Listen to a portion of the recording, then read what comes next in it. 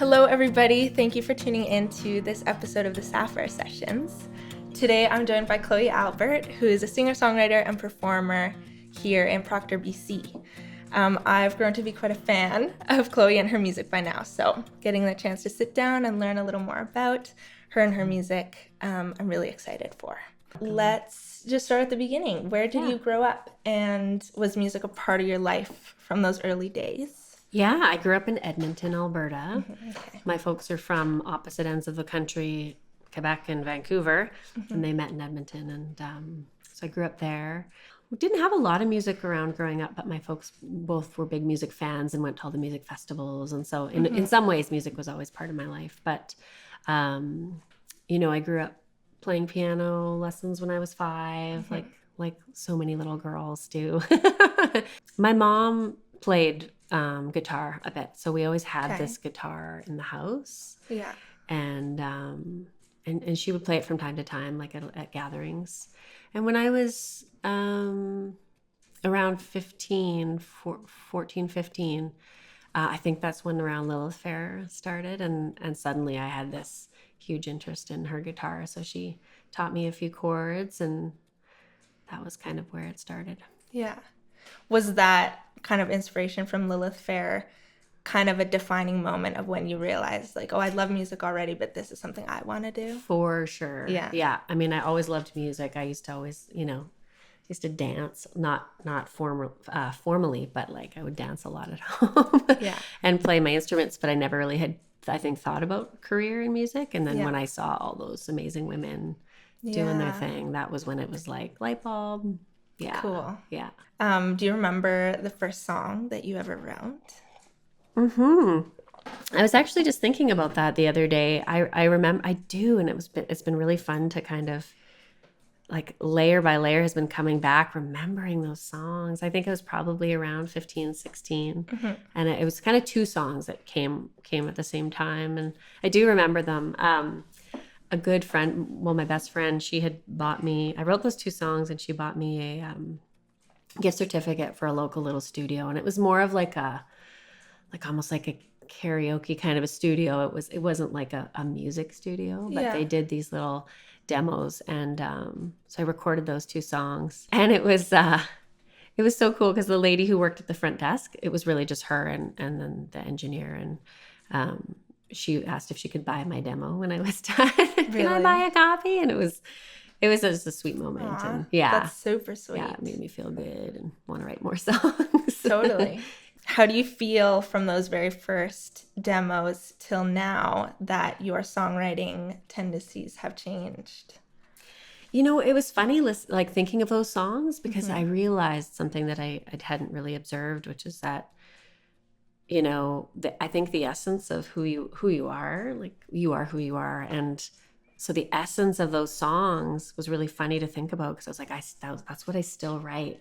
Like the same, kind of coming from the same place. Yeah. I think, you refine your skills and your, your writing and your, all the parts of songwriting. But the essence of, I guess, my writing style is kind of the same. Yeah. Totally. Yeah.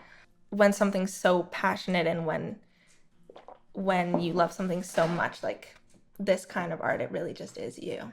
Yeah. So that makes sense. Yeah. Kind of grows with you. Yeah. It's a neat thing. Yeah. So all 3, if I'm correct, of the songs that you played for us today were in alternate tunings. Almost. Yeah. 2. 2 of them. 2. When did you start incorporating alternate tunings into your music? Yeah, I think, it would have been like learning other artists' songs that I would have first kind of discovered, like open D tuning. Yeah. And I really loved it. So that was probably pretty early on in my songwriting playing journey, know. And then I haven't played too much in other tunings until a few years ago. I was doing this songwriting workshop with Jonathan Brooke, who I was mentioning earlier. She's an American troubadour, folk, amazing songwriter. And she had showed me this other tuning.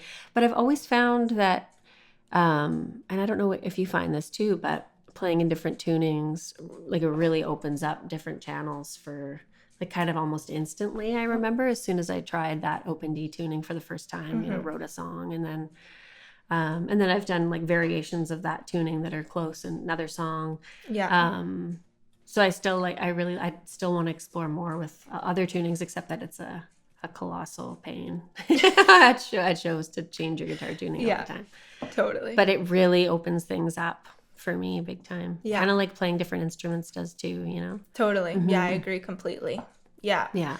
So you've been involved in the Canadian music scene since graduating from MacEwan University and doing their music program. What have been some of the most meaningful moments for you over this career there? I think whenever I hear from someone, you know, oftentimes at a show, there might not be time to converse with the crowd or talk, you know, a little bit of time afterwards, like, you know, maybe at a merch table, but not a lot. And so every now and then over the years, you know, getting emails from people and they take the time to say like, you know, whatever that meant to them, or that show or that concert or that song. When my first album came out, it was played on CBC Radio 2 quite a bit, which was the national program. So I'd get emails from across the country, and just the funniest. Those were so special and meaningful to me, because just getting to really have that feedback loop kind of return and go, oh, good, I'm so glad that, you know, that this is touching people. Or I think that would be it. Totally. And was that for Dedicated State? Yeah. That one? Yeah. It's a beautiful album. Yeah, thank you. Sweet. Yeah. Who have been some of your favorite artists to collaborate over your time playing music? I'm just thinking of the people that I've played with for like the last 10 years, which is my guitar player who you met, Kyle Masuk, who joined me at the Capitol in Nelson in June. I think we've played together for about 10 years. Yeah, and he's just a really special musician all around. And sometimes it takes a while, you know, you probably find that too, to find someone that, you know, the musical chemistry is really jiving. And so I love playing with Kyle. I'm sad that he's so far away, but we still play together, and it's really nice. And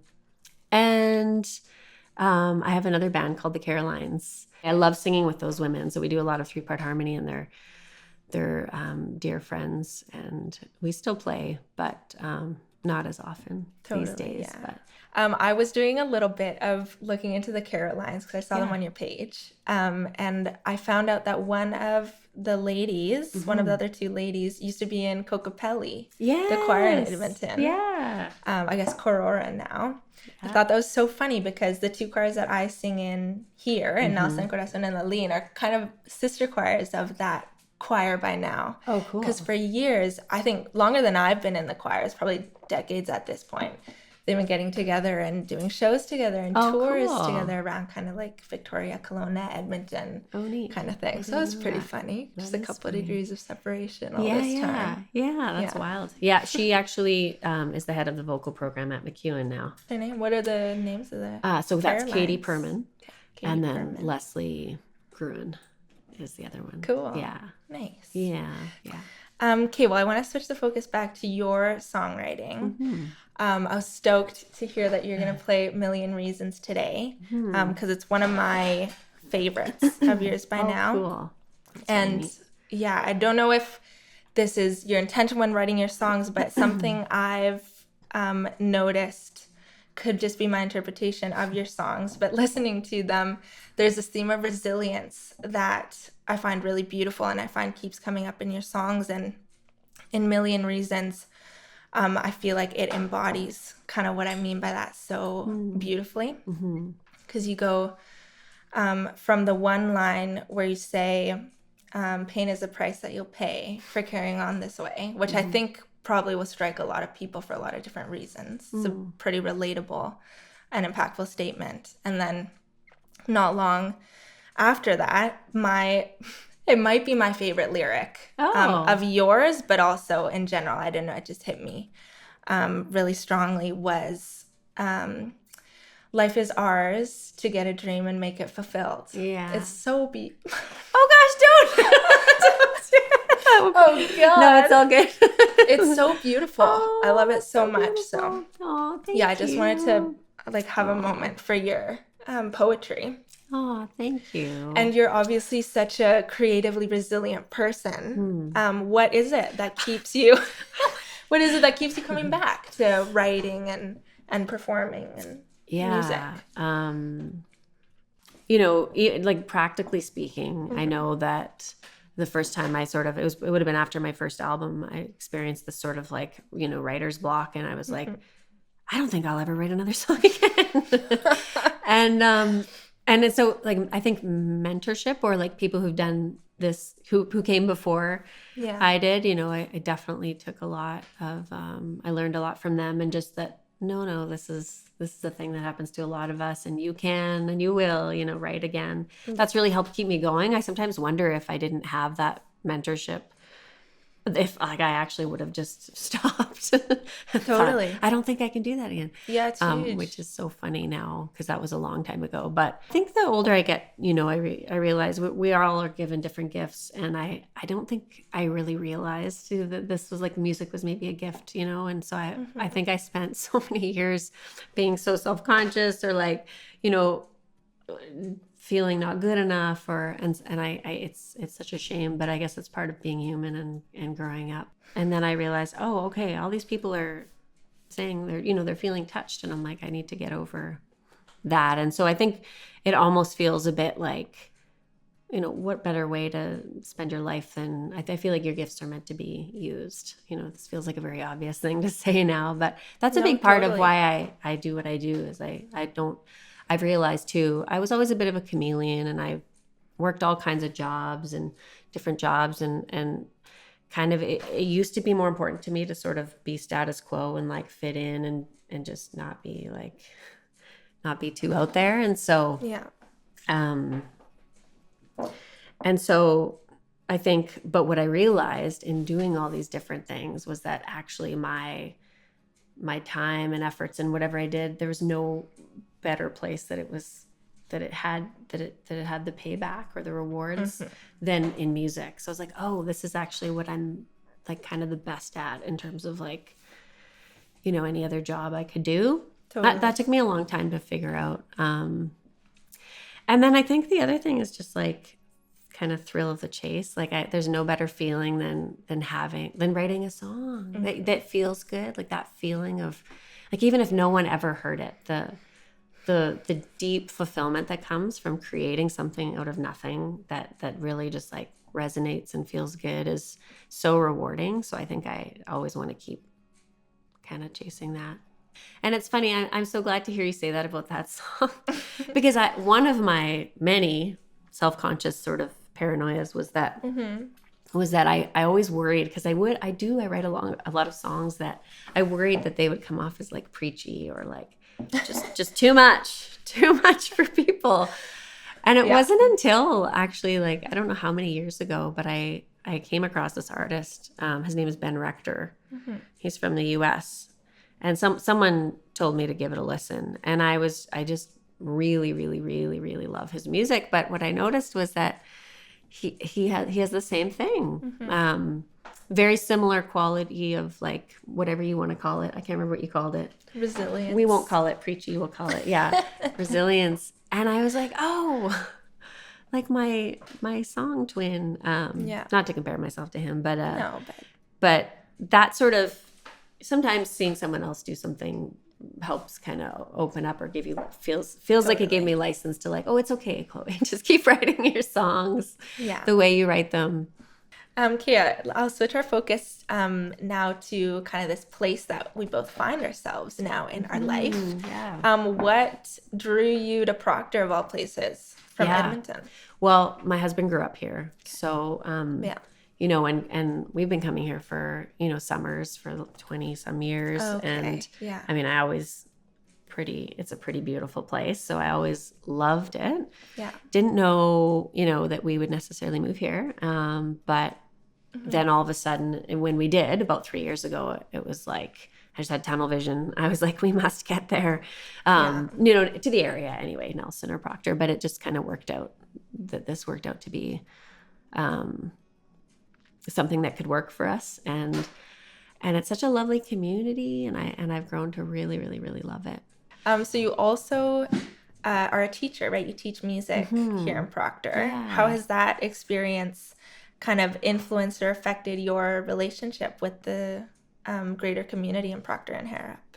Oh, yeah. Well, I knew when we moved here that that things would be shifting. Like I went from performing all the time in Edmonton between my own music and the Carolines. Yeah. Yeah, I was working a lot and I loved it, but it also kind of I had that feeling that it had sort of run its course, and so I knew, and I was ready for that. I was ready to kind of move here and I don't know, do something different. Yeah. And so teaching just felt like the natural thing to do, and there weren't a lot of music teachers in the area, and it's been so lovely. It's been such a nice way to get to know the community. It really is a tight-knit community, you know, the rural school out here. And so it's all kind of integrated and it's been really nice. Yeah. Yeah. Sort of somewhat unexpected in terms of like me teaching as much as I am now and loving it as much as I am now. Yeah. Yeah. It's really nice. And I think, I don't know, maybe having kids myself too, and just sort of a little bit of the way that the world is sort of headed like digitally. I think it's made me, you know, when I'm actively teaching people to, really grateful to have the skill of like, of having learned instruments and learned about voice. And it makes me really excited to teach it and to pass it on and to share that with people who are keen. It just feels a lot more meaningful and it's made me, just more grateful for what I guess the skills that I have playing music.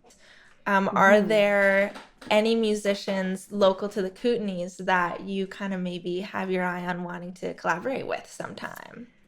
Yeah, I haven't gotten out there too much since moving. But I've just, the Landsbergs are kind of a household name here. And actually, I don't know when this is going to come out, but I will be collaborating with Paul Landsberg. Oh, great. We're going to do, it's funny, I didn't even know about jazz music until I went to music school. Yeah. And then this whole world of jazz opened up and I love jazz. And it's just funny because it's sort of like a different thing, but I love singing jazz because it's a place where it's kind of the only genre where you can really improvise vocally.